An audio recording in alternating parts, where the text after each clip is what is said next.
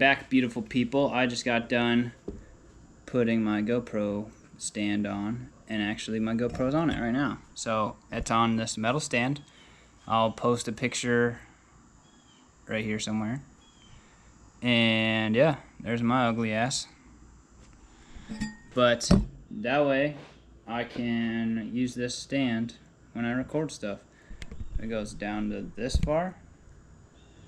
So if I'm working on an engine bay, you can see down that far, not like directly under it. You can't see right there, but you see most of it. And then you can go up.